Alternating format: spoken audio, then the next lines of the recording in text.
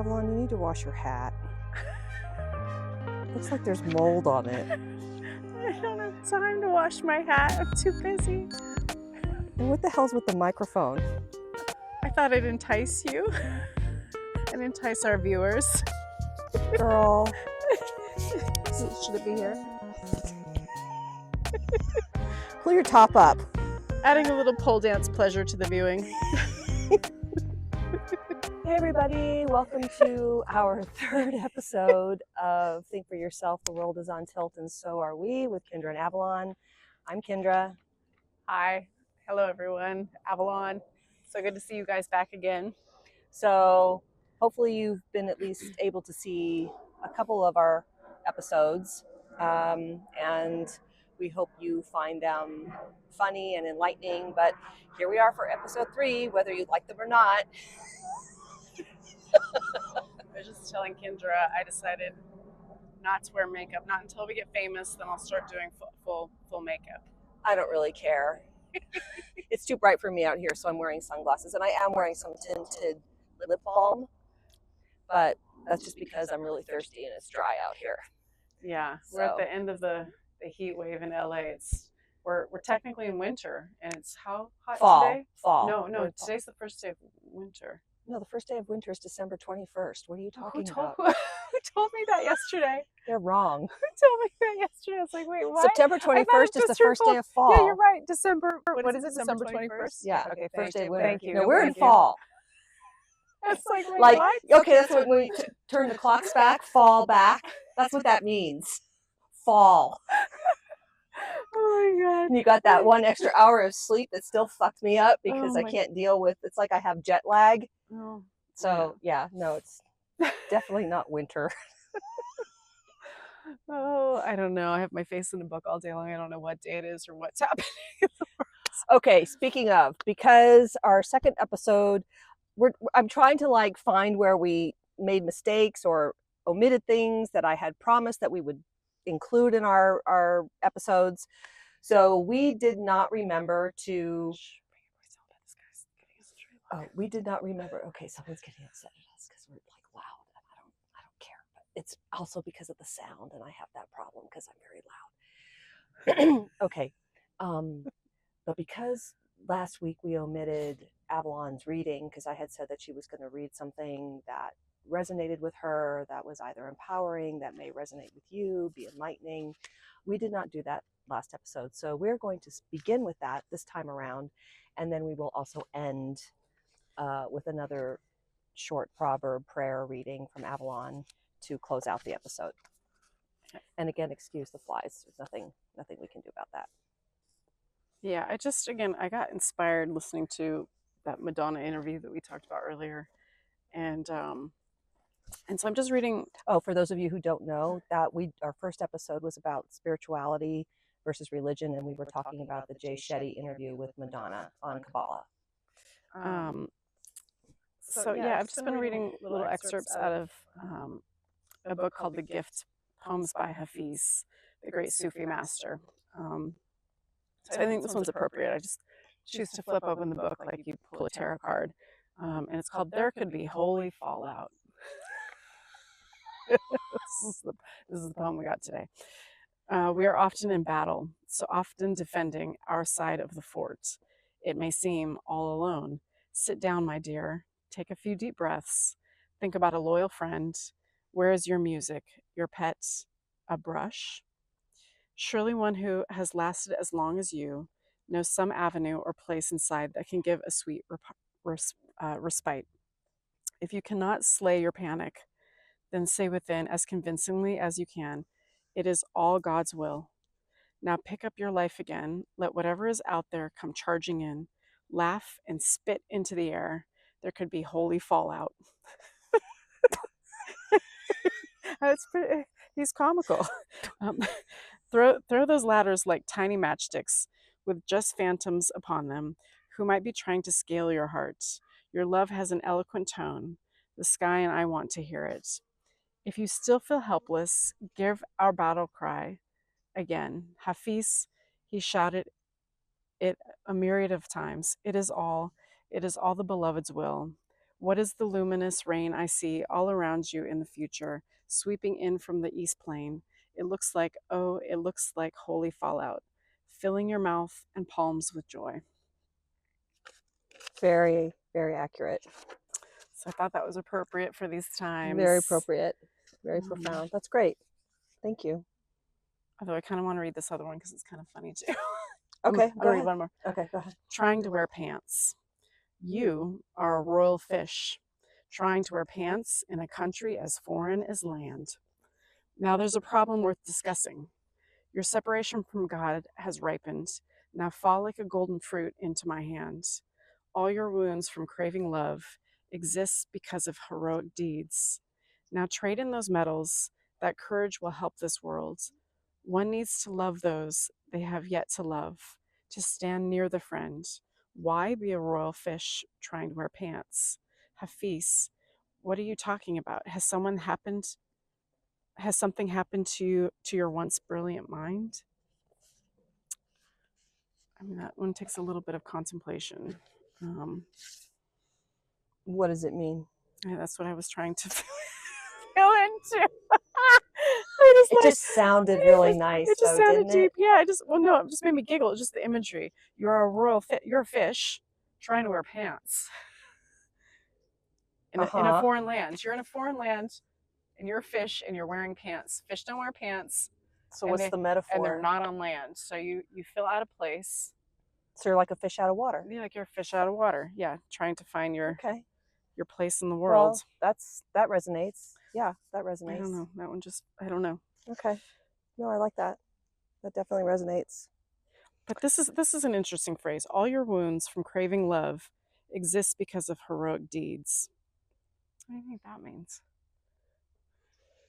I don't know. All your wounds. I haven't done anything really heroic lately. Oh, that's not true. I did. It's not heroic though. I did volunteer at an LA food bank last week. I did do that.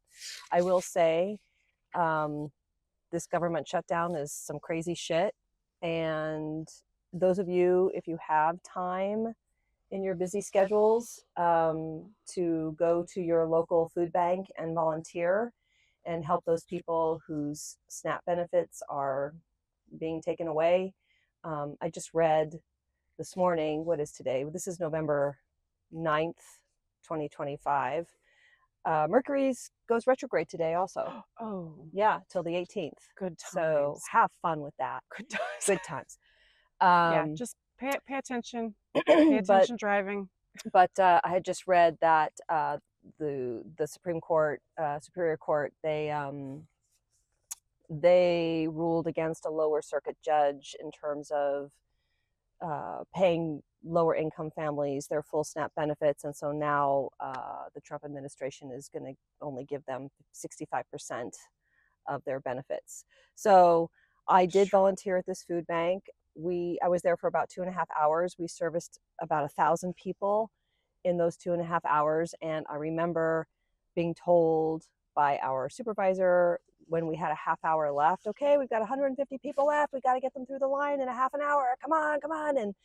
And it's intense. It's really intense work. I did make some new friends though. And I will say that these people coming through this line were nothing but gracious. They were very, very patient, waiting in the hot sun. The line went all the way down the street and around the block. And they were smiling. They were a bit withered from the heat, but they were grateful for the food. And there were a lot of elderly, some immigrants, some single parents, some single dads, and families, and some homeless teenagers, and a few homeless individuals as well. But everybody had a smile. Everybody said thank you. Everybody was kind. And it just broke my heart, but yet it gave me a sense of unity during this time. And I felt grateful that I was able to spend a couple hours out of my day and help those less fortunate. So if you do get a chance, I do recommend doing that. Not only is it really great karma, and you're helping other people, but it does make you feel really good about yourself that you're able to give that time. And that's also something to also share if you're in need. Keep in mind that there are food banks available to find a local food bank in your area if Yes, you're struggling and need that support right now. absolutely, absolutely. I think there's still Everybody has a right to feed themselves and their families with dignity. So, and it's hard, it's hard to stand in those lines and to um, be in that situation. But, it can be any of us. Actually, I had that thought yesterday. I looked over and saw this woman across the street who was homeless and just had the reminder of, this could be any one of us at any point in time. so And, true. you can be a paycheck away from being in that position. These are humbling times. That's right. So just remembering to be grateful every day for everything you have: roof over your head, food on your table, love in your life, friends, family. I started doing this exercise that I heard about on social media by this coach who I like. His Instagram name is up spiral your life, and his name is Michael. So I think I've given a shout out to him before. So another shout out to Michael. So every day, I pretty much have done this every single day. I have not done it yet today, but I set a timer for 1 minute on my phone. And during that 1 minute, I rattle off everything that I am grateful for in my life and around me. And then once the 1 minute timer goes off, I reset it. And I do that 9 times. And it's interesting. I feel if I start out feeling not so great at the beginning of the day or whenever I choose to do this, I definitely feel better and a shift, definitely, and a little more peaceful and not so panicky about stuff. So I recommend giving that a try. It's amazing the amount of things that you find that you're grateful for. I do want to say that. So it is important to be grateful. It's true. You start to realize how rich our lives actually are, and what's actually important. I was talking to my daughter about that yesterday. That she's talking about wanting a bigger house and having a backyard and having a dog. And I said, we're so lucky that we have a roof over our head and there's food in our fridge, and the rest of the day we can bring as much joy and creativity to our day, however we feel empowered to do so. That's what makes the day rich: laughing together, playing together. So we don't need so much. We're in this Western culture that teaches us that we need so many things to be happy, and our connection to spirit can be deeply replenishing at every moment of the day. In fact, I'm just thinking I didn't bring my other book with me, but just feeling that divine connection within, where you slow down and you drop into your heart and you feel your spirit actually and your energy actually residing in your heart. That's actually the second teaching in the yoga book that I was reading before I arrived here. Just learning how to drop into your state of presence so that you're not in your head all day long, just thinking with your conceptual thought, but you're moving into the essence of your spirit, which resides in the heart in the yoga teachings, in Chinese medicine. Also, your Shen, your spirit is actually resides in the heart, and just feeling the energy and what flows through your heart as you move through the day, because the heart's not really good or bad, right or wrong. It's just a feeling. So it can also be a good place to anchor into. And even when you're going through tough things, you'll still feel, whatever that feeling is.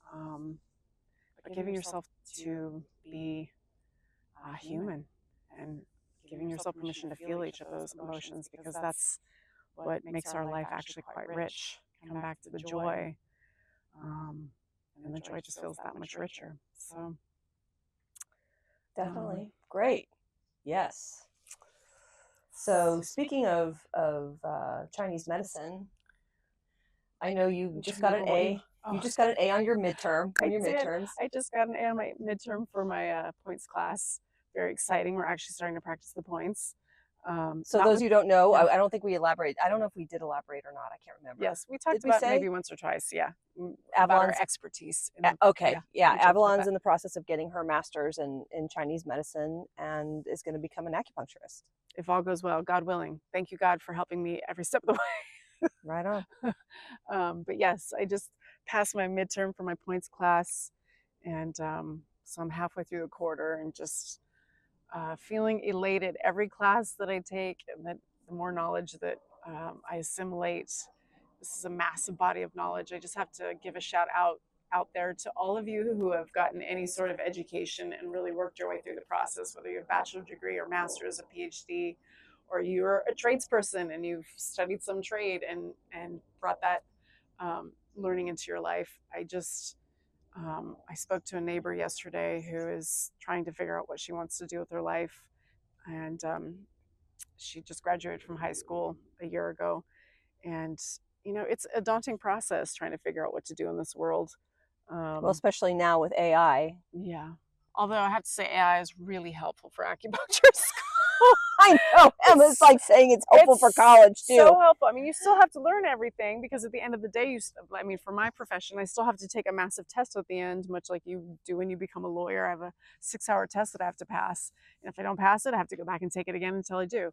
So, I still have to learn everything, but it's really empowering to have this tool. It's like, I just remember having encyclopedias as a kid. You would go and you would look up certain things. I had the whole set. Yeah, but that was not all of the knowledge in the entire world. Now we have all of the knowledge at our fingertips of the entire world. That's where it excels. The rest of the stuff that people might be using it for, is kind of terrifying to me. But just for basic factual information, it's actually quite precise in terms of medicine and just basic facts.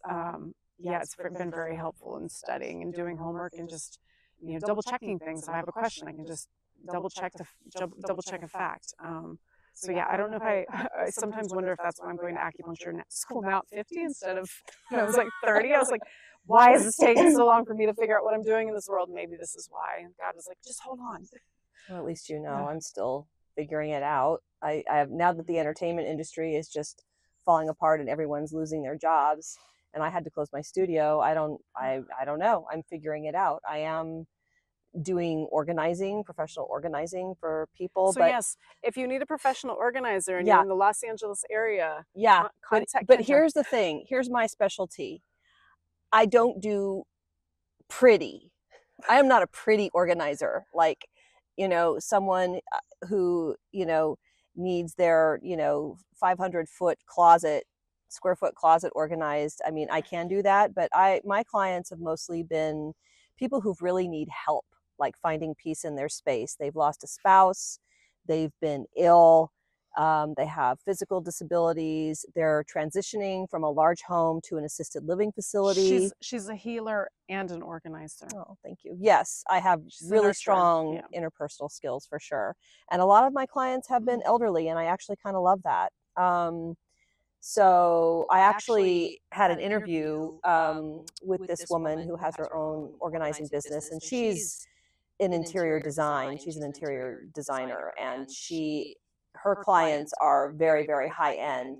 And it's pretty cool. She actually wants to train me and asked me to join her team, said, I have a position for you. And so I think I'm going to start that in December. So I'm going to learn to space hangers out exactly 1 inch apart from each other, or learn to hang shirts color coded by the length of their sleeve, that kind of thing. Organizing people's books. I've gone into many houses. Well, doing massage, I go into many people's homes in LA, and how many people have their books color organized, like the rainbow, all the red books are on the top shelf. Yeah, I mean, I can do that. It's fun to do that kind of stuff. I do like that. It's tedious. But I'm a purger. I'm like, okay, what don't we need here?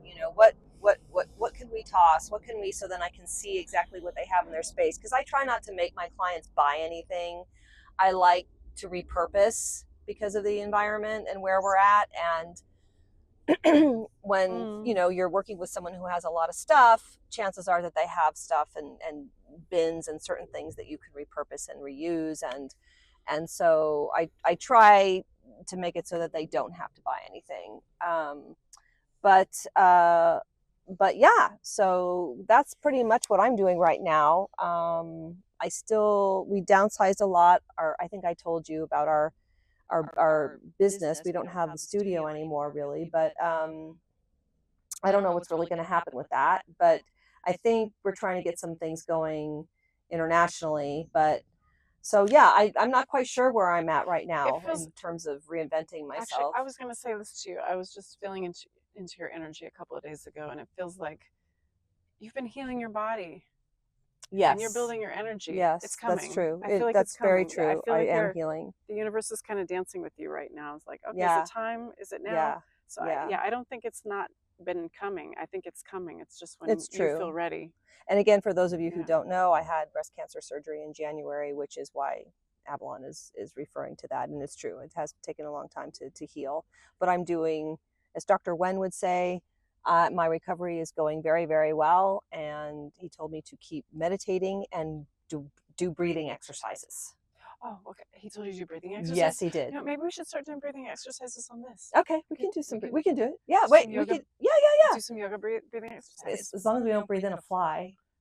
And I'm learning Tai Chi at school right now. That's very exciting. Oh! So maybe we can do an episode where we do the Tai Chi that I've learned. How do you like your teacher, your Tai Chi teacher? She was hysterical. She came into class, the first class, and she said, I am a master Tai Chi practitioner. I am a renowned Tai Chi practitioner. Is she Chinese? Yeah. And she said, I've been practicing since I was 5. I have been passed down the lineage from thousands of years through my family. And I am the best in the world. I fell in love with her. She's amazing. And then one of the students had a little boy in class who, she had brought her child to class, and my teacher decided to engage with him, and she went over to him and she said, check this out. And my teacher, I'm guessing she's got to be in her 60s. It's hard to tell. She just looks like she's ageless, but she feels like she's very wise. But she jumps up in the air and lands in the fucking splits on cement in front of this little kid. Well, I couldn't. And then pops back up, and the little kid was just like, what? And I said, I'm working on that one still. Oh my God. So, like, mind-blowing. Yeah, I feel like every class I take with this woman, it feels like there is a spiritual transmission. And this is something that's been powerful over the years of working with different practitioners from different lineages and different practices. In yoga, they talk about it. Oh God, I just blinked out on what it's called. Basically where the teacher shares her Shakti with you. It'll come to me. Oops, sorry. It'll come to me. I'll keep talking. It'll come back to me. Meanwhile, look at my beautiful crystal earrings. They're every chakra. Nice. Rainbow. Nice. Look at every chakra is in these earrings. I am wearing chakra stimulators. I'm stimulating my aura. Okay, what is it? Did you remember? No. So it'll come. But yeah, there's so I just noticed after each class with this woman, I feel like there's this like veil that lifts, and I'm in this like blissful place. And that's the point of doing yoga. You do your practice every day. You do your meditation. I mean, it does bring you into sorry, there's a lot of action dogs going on for the moment here. Hi puppies. Hello. So hi Max. You want to be in the video? Hi Bubba. Do you want to be in the video? Hello. Hi. Oh, we have a new friend. So cute. So yeah, I don't know. My first yoga teacher, I had profound moments with her, of feeling her giving spiritual transmission of energy, of Shakti. And so there's something about working with a teacher that can be profound. And you can also have Kundalini awakenings just by practicing on your own. So, but kind of miraculous. Define Kundalini. A lot of people probably don't know what. So Kundalini is like a source of energy that moves up your spine. And when you do the breath work and you do the asanas, it helps to begin. What's an asana? A posture, the yoga postures. Okay. Okay, that's okay. Ask all the questions. This challenges me. It's been a while since I taught a yoga class. Because I don't want people to be watching this going, what the hell is she talking about? So yeah, when you do your yoga postures, you do the practice, you do the breath work, your Kundalini starts to open. Sometimes people have dramatic Kundalini awakenings and you start to feel like you're on drugs. Yeah. And some, if you practice in a very conscious and consistent way, it should just gently open up. I feel that way when I do the breath of fire. I feel like I'm just going to pass out. That's why you're not supposed to pass out. You're not supposed to feel that way. Yeah, you're not supposed to feel that way. I'm doing it wrong. You're doing too much. Yes. Yeah, this is the danger of not working with the teacher. I have a book at home that describes all the all the detriment to not practicing with the teacher and why it's really dangerous. Because you can make yourself go cuckoo. In fact, in the Yoga Sutras they talk about you can make yourself go crazy doing the practices. Too late. Oh my god. I'm done for. Yeah, I have to giggle because looking back, I started my yoga training when I stopped doing drugs, and it was a little confusing at first when I was doing the yoga training if I was coming down from drugs still or if I was having spiritual experiences. Oh my god! What kind of drugs were those? Good ones. I was wild in my younger years. Yeah, me too. Trying to find myself, as many of us did. Although kids can't really do that now because fentanyl is in the drugs. Tell the drug dealer story. Oh no! Well, okay, so I'm trying to remember how it went again. Were you at the ashram then? You were. No. This was like in. Well, okay, I'm not going to say where it happened. No. Okay, Yeah. We have to protect. Yeah. Okay. Sorry. Okay, I'm going to keep this totally neutral so nobody knows who I'm talking about. So he's dead. Kindra, you're on the punchline. So I had a guy who was admiring me years ago, and lo and behold, I found out he was came from a very successful family of drug dealers, and I gotta be careful how I tell this story. It doesn't matter. Okay. Well, yeah. And how did the punchline go? What did you ask me? He's dead. I don't know. That was the punchline. So it doesn't matter.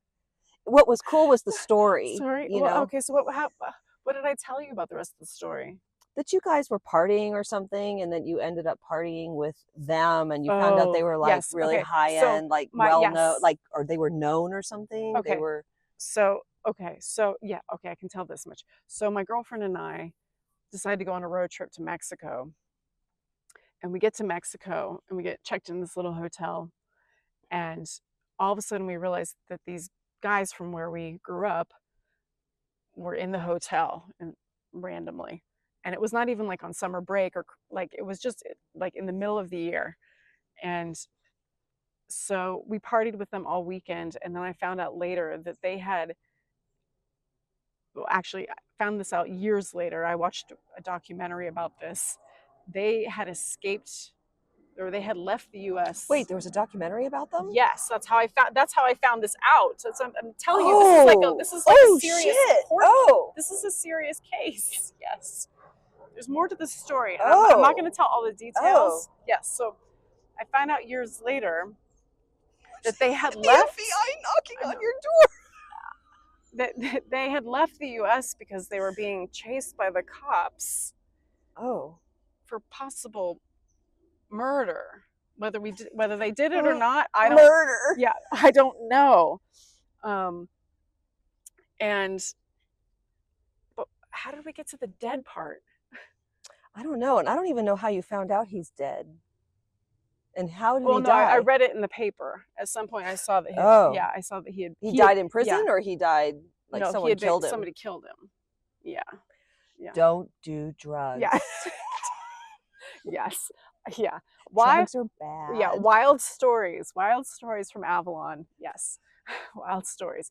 I don't live this life anymore. I mean, this is That's important well, to say. this is why, I was just thinking about this.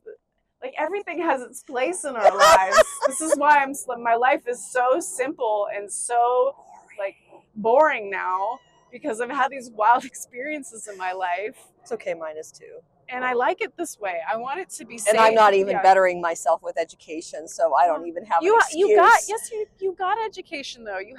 That's true. Degree. I do have a bachelor. I have a degree. I have a Bachelor of Arts. It's true. I do have a bachelor's. Yeah, you've got skills in the area that you've been able to utilize. Time ago. So yes, yeah, I've had some wild experiences in my life that have brought me to where I was. So yes, I checked myself into a yoga ashram and started doing yoga to get clean and sober.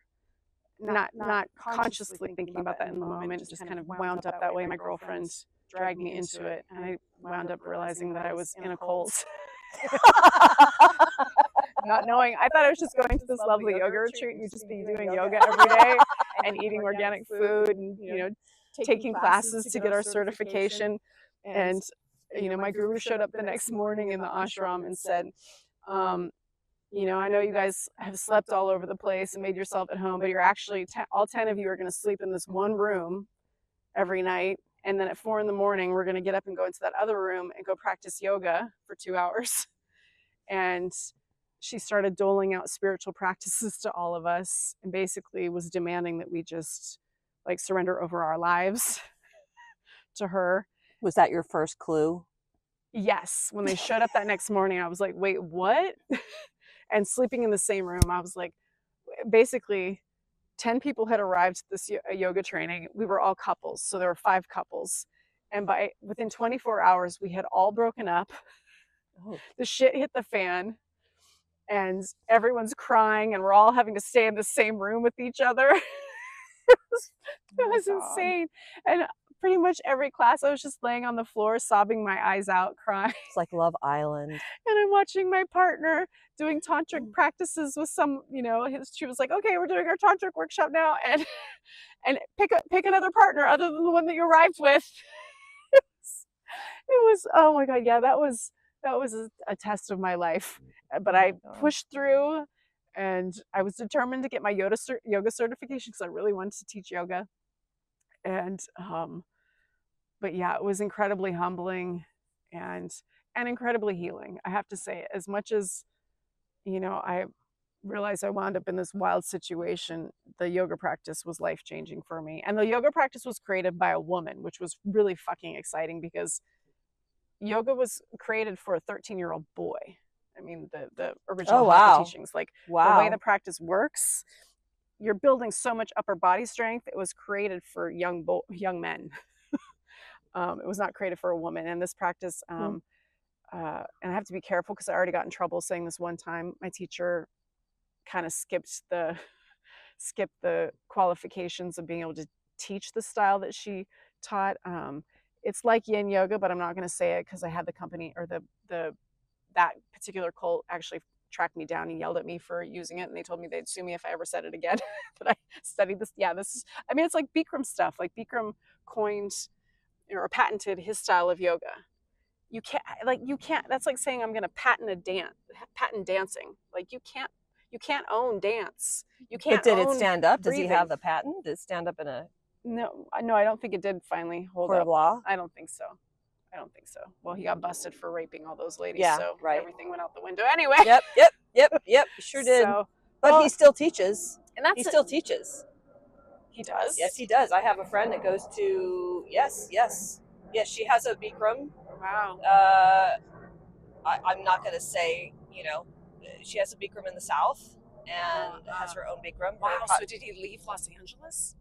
Yes, I don't believe he's here. Because I took a class with him years ago too. He scared the living daylights out of me. He yelled at me and made me come to the very front of the class, which I'm looking back, I'm thinking, was he targeting me? I mean, she showed me video of him still walking people's yes, back. That's what he did. It terrified me. This woman was in a forward fold, laying on the floor, and he climbed up on her back and stood on her, and I was like, holy, Yep. what the fuck? Yep. Yep. She did all that. Yep. So She loves him. I mean, the She practice. said he was acquitted of all that. Acquit? What do you mean? Well, yeah, like maybe legally, but no, he. Okay. And this becomes like the controversial thing. Yoga opens your kundalini, so it starts making you feel super juicy. So people start making love because you feel super juicy when you're practicing yoga, and then your body starts looking fantastic, and everybody's looking fantastic, and you're all looking at each other in the middle of class. I mean, what? Yeah, people get it makes you juicy. I'll just say that. You mean like uninhibited? What do you mean by juicy? It gets in class. That's kind of gross. What do you mean? You can start to feel very sexual in class. Well, sure. I mean, it doesn't mean you have to start having sex with someone in class, but did you not watch all those episodes with Samantha in Sex and the City where she's like feeling amorous and goes off and fucks her yoga but I thought that teacher was afterwards? I just thought that was Samantha.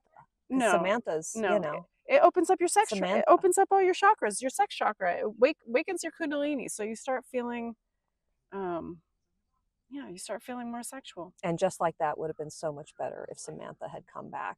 I'm sorry, Kim Cattrall. I know you're in a better place moving on and you don't care, but that show really sucked. Just saying. Which show? And just like that, it was terrible. It was terrible without you, Samantha. Oh, I see what you're saying. Terrible without Samantha. Yeah, go ahead. No, Samantha was. She's a fucking rock star. She is. She's always a rock star. Yeah. No, I think she's becoming my idol at this point in my life. I think, becoming completely empowered. And, God bless. What was the main character? What's her name?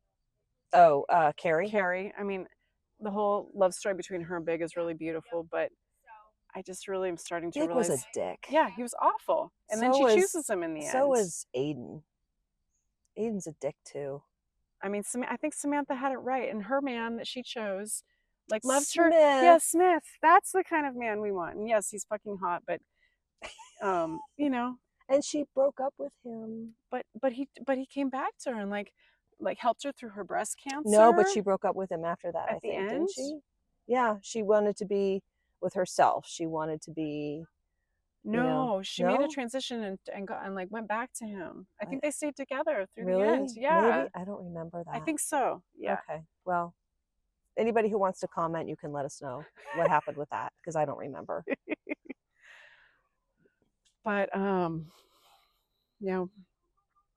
so yeah, I did my first therapy session this past week. We've been talking about relationships, and again, it seems like every relationship is kind of going to hell in a handbag right now.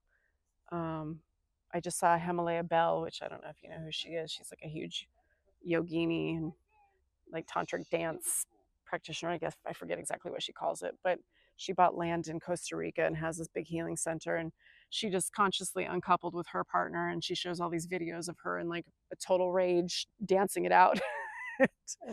And putting it all on the camera, which I don't know, I don't quite have that level of authenticity or openness about my personal life, but I had my first therapy session, and my partner, my husband of 14 years, proceeded to share that he had that the issues that we have had them the entire time we've been together, the entire 14 years. What an idiot. And that he stopped being happy the day I brought my daughter home is when his happiness really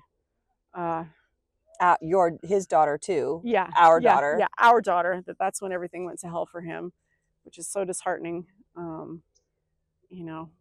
Women put so much work to bring a human being into this world, and I just wish that every man out there would just realize that for the man, it's about being in total service to your partner. Your partner's being in total service to this new human. And I just feel like every man needs to just learn how to just be there for their woman. Ask her what she wants, ask her what she needs, and then do those things for her. And then my partner proceeded to say that it was, that not listening to him was occurring the first 5 years of our relationship, but yet he still proceeded to marry me, have a child with me, buy a house with me, and stay with me for 14 years. So there must have been something worthwhile in our relationship. But I realized in the midst of this discussion, he wants me to be able to hear things and then do the things that he's telling me that he needs or wants without having any reflection of myself. And I don't know, it just feels like men and women are really, I think it's really important right now for men and women to be really breaking things down and looking at these finer details of how we're relating and starting to process our karma. So I am hoping that my partner is going to continue to do therapy. The therapist at the end of our session said, I'd just like to know if exactly what we're doing in the next session. We'll, touch base at the next section. Are we consciously uncoupling right away, or are we it's like a deer in headlights. Yeah, I don't know what I'm about to walk into right now. Yeah. But it ain't good. Yeah. I'm glad this is Zoom. Yeah. Yep. And or are we working on a new way of relating? Like, yeah, he seemed to think that we were consciously uncoupling like immediately. But I'm hope my greatest desire right now is really learning how to communicate between the masculine and the feminine, because women have had so much trauma. We've had thousands of years of trauma. And women need to be doing their own inner work to be healing that trauma. It's not a man's responsibility, but there's still a need for men and women to learn to integrate with each other. And men have had a lot of emotional trauma too, and how their fathers treated them and how they were told not to. Their mothers too. Yeah. And how they were told to not feel their emotions. Many boys got hit to be good kids. And, I just think that we have a lot to heal, and to walk away from your relationships when they get hard. And when you're, facing your deepest fears and your deepest pain and your deepest discomfort I just don't think that is serving anyone. So I want to say to all of you out there who are sitting in the same position I'm in or something similar, hold in there and get support. See if you can find someone to begin to hold space for the two of you in whatever fashion feels helpful to you. Or just you. Yeah. Or just you. But yeah, and it can be both. I mean, you can both be doing your own work. He can be doing his own work. Mm-hmm. So my situation, did I tell you this? So I have a neighbor who I'm close with. She's going to be 79 in December. And she's lived next door to us as long as we've lived there. Her husband passed away 5 years ago, just before my mother had passed away. So during the pandemic. And so every once in a while, when we could, I would go over there and we'd go visit with her. And and sorry. Yeah. Just came back. Yeah. She just had a brain just remembered a brain Shakti pot. That's what it's called. That's spiritual transmission. Shakti pot. Okay, sorry. Back to you. So that's so funny. We should call it that. She had a Shakti pot. So yeah. So and my husband would always like to go over with me. He would never go visit her on his own, but he liked to go with me because she loved to imbibe and partake in the vodka and lemonades and margaritas. No. She drank vodka and lemonade. But she would have the Crystal Light lemonade, all chemical Crystal Light lemonade that we drank in the 70s. And she'd add 3 or 4 shots of vodka to that. God. And he would come over and have 2 of those with her. And 8 shots? 8 shots. And he was and then he'd smoke a blunt with her. Oh, she'd get out a blunt and he'd smoke a blunt with her. And I'm just sitting there. That might do me in. I'd get a little contact high. I don't drink. So, you know, I'm just sitting there and we're chatting and whatever. And he's just having the time of his life. And so every time I'd go over, he'd say, oh, are you going to go next door? Oh, can I come? And I'd be like, oh, okay. You know, because she and I couldn't really have a conversation, you know, talk about things that maybe we can't talk about in front of him. So, but I'd always let him come. Okay, well, she is now sober. She's been sober for 4 months. And so now, you know, Because when she you had a go, health, because she had a health scare, or well, her health has been on tilt, you know, over the years. Was that I mean, what instigated her getting no, sober? she was just a sloppy drunk, you know. Oh, and she she was just realized this isn't. yeah, good you know, okay. and Okay. she really, I actually saw her the other day, and she was saying, awakening. she was, yeah, she was, and she's very Christian. Oh, Yeah, she's very Christian. She was at Woodstock, actually. Oh. Yeah, she was a hippie. She was yeah. But she's just a great human being and hilarious. And so yeah, so she's sober now. In fact, she told me that the alcohol's not so much the problem. She really misses the weed. And I said, yeah, I don't, because it really stunk in your house. I told her that. I'm like, it really reeked in here. She's like, really? I'm like, yeah, it really, really did. Anyway, so now, you know, he's been over, I think, one time since she's been sober, and he just kind of sits there.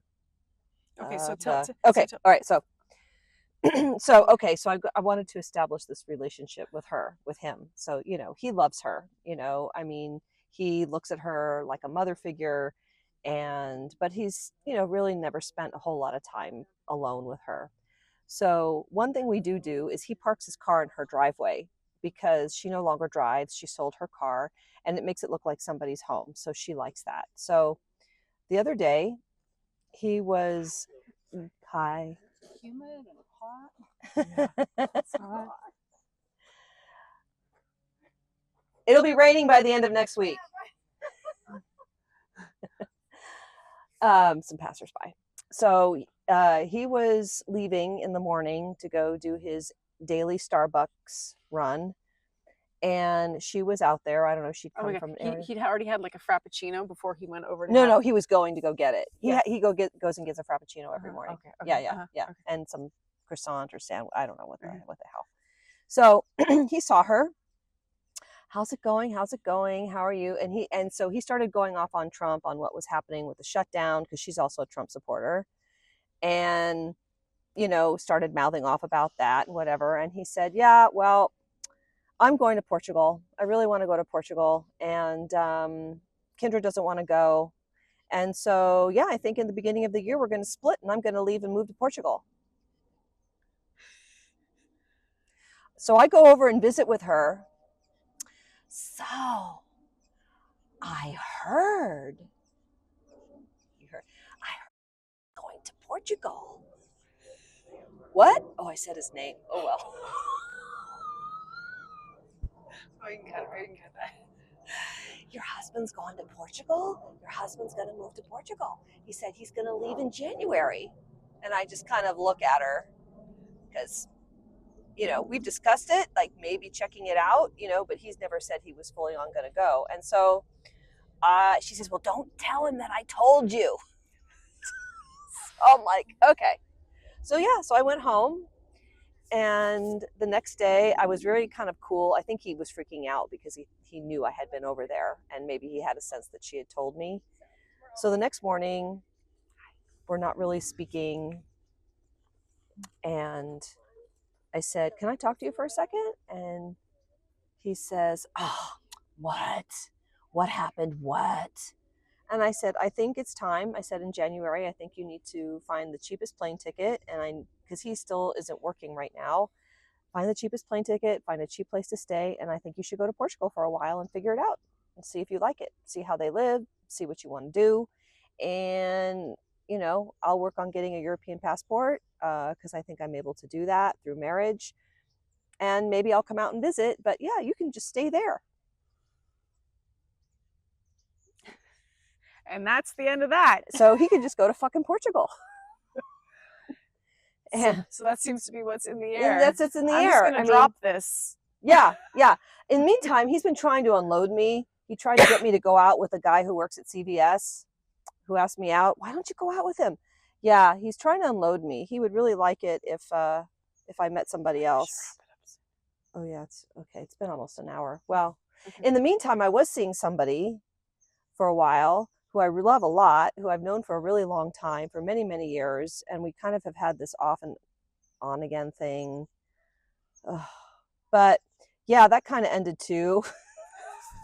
And not in a good way, not in a good way at all. He had some family stuff happen with him, and it did not end well. And I found out because I was researching, because I was so heartbroken, he is what they call a dismissive avoidant. And I think that's what your husband is too, a dismissive avoidant. They are dangerous. Stay away from men who are dismissive avoidants, because they will fuck you up. Like so bad. You will not know what hit you. You will not know what you did wrong, and you did nothing wrong. Nothing at all. It's all them. Yeah, she did nothing wrong.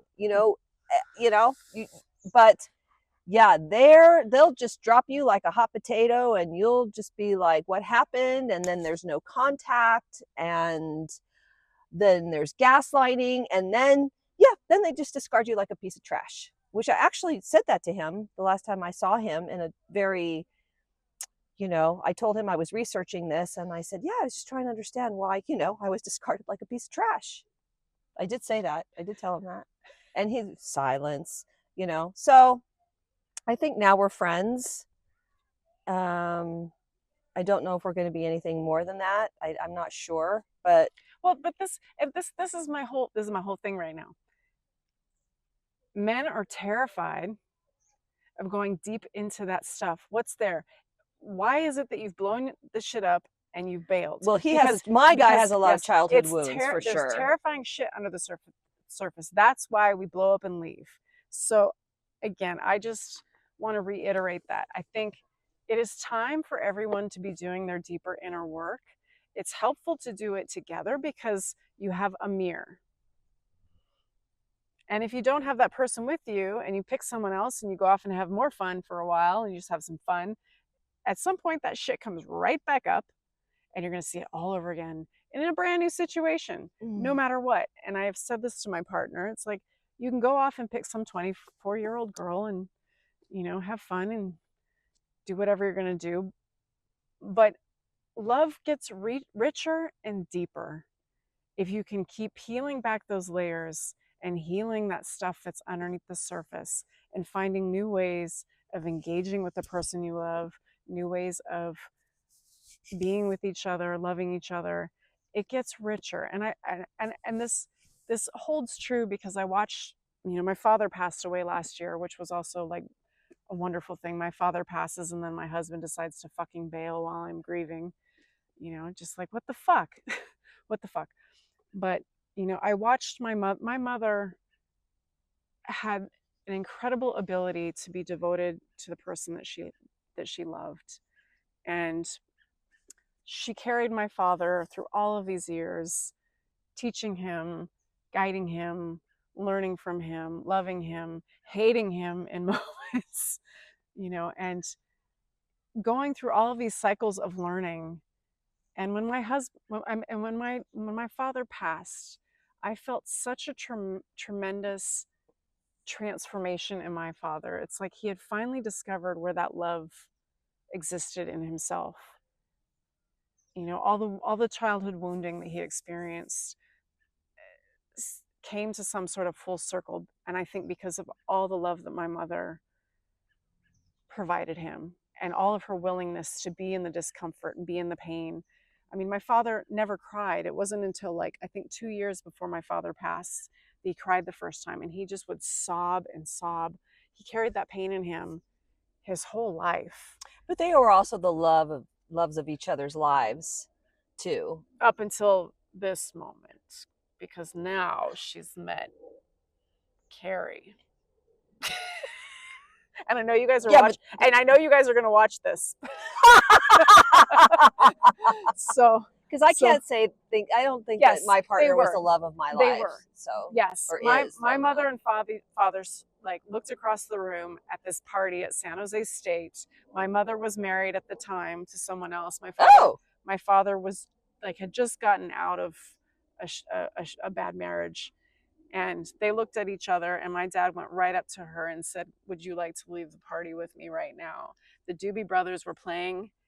They were the neighborhood oh, band that's before they were so famous. cool. Yeah, they have the flyer from the party Oh still. my It said Dewey goodness. Brothers on the Super flyer. cool. Really, yeah. My parents have some wonderful stories.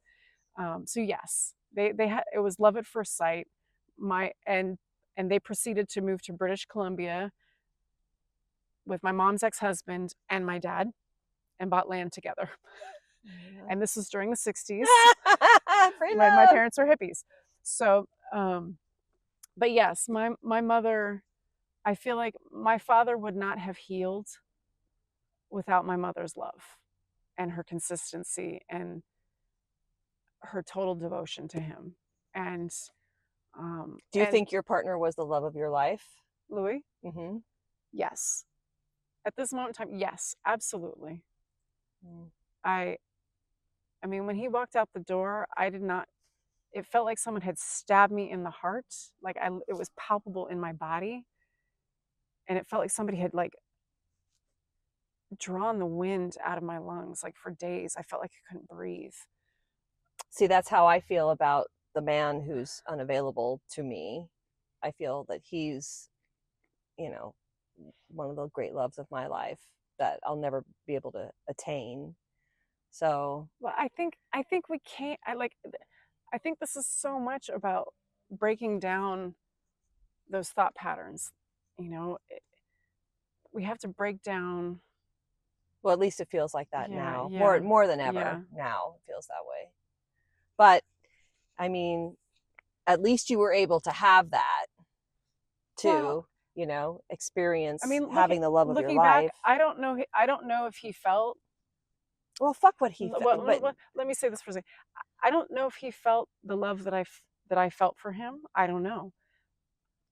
But looking back, I think I was healing a lot in the beginning of our relationship because of the sexual trauma in my life. And so I may have acted out in some ways that may have been confusing for him. But this is what happens. This is what happens. And for anyone that thinks that like love is just about romance and chemistry, it's not. It's a deep spiritual. I mean, if you could just remain devoted to one person, that could be your spiritual path of learning how to work through all of those things. And I mean, that could bring you to your enlightenment, just like what I watched my father happen, or what happened with my father. Um, so or are we meant to be monogamous? I don't know. I don't know if that's the truth. I feel like at this point in history, what we see in the divorce rate, I don't think monogamy is necessarily the necessity, because you can still love someone even though they've had some other experience. Um, and I think that's something that we need to observe, because I don't think the Christian values of just being with one person necessarily is always the truth or always the way for everyone. For some people it is. For some people that feels totally appropriate. Um, but yeah, my prayer right now is that I just would love to see every person who's in relationship healing their wounds and having awakenings, um, and you know, coming to that place where you are experiencing true love, not just romantic love, but a deeper love. Because when you get when Where you you're comfortable, yeah, and it's easy. and it starts to flow, because when you divulge the things that are painful, and you start to see, like, you know, whatever unconscious behavior that you're doing, when you start to see where that comes from, and you start to hash that up, and you start to look at that in a deeper way, it starts to transform that behavior. Maybe you don't do that behavior with your partner anymore, or they don't do that behavior with you anymore. Then the love gets reawakened. It can keep getting reawakened, and that's what should keep happening. Love can be, you can love another person eternally, um, but you have to do that deeper work.